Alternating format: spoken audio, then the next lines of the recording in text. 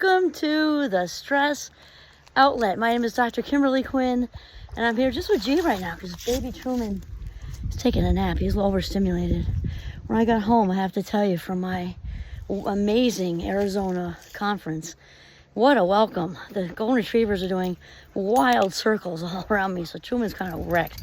So what we want to talk about, Truman and I, is actually we've got a lot of inspiration to share with you from this amazing conference. I was just surrounded by very real, authentic, wealthy people. I mean, that's, if I could sum it up, that's what it is. Some were just getting started, some were kind of in the middle, and some were really, really established.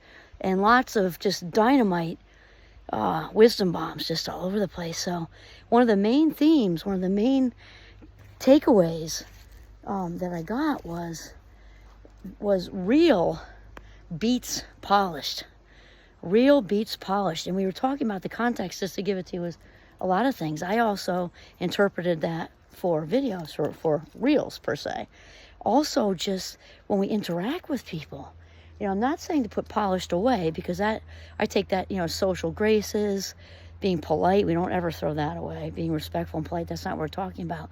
We're talking about putting on airs versus being real. And what's cool is about this crew of, and of course, success is defined by a million different things. I don't want to, and neither did they actually define it by strictly finances.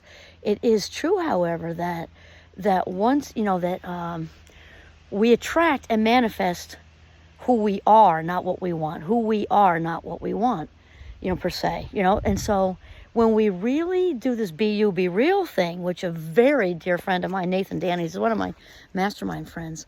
He's all about the be you, be real. And so are these very, very wealthy people I was surrounded by. And they didn't even talk about money, really. It's kind of implied here and there. It was more about their path, how they busted free. Maybe, I met a young 30-year-old who's super on his way.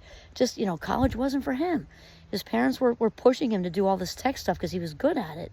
And he was saying, well, that's great, except I don't want to. And then, busted free. Now he's doing very, very well at such a young age. He was the youngest one there, though. Most of them were probably in, I would say, 40s, 50s, and beyond.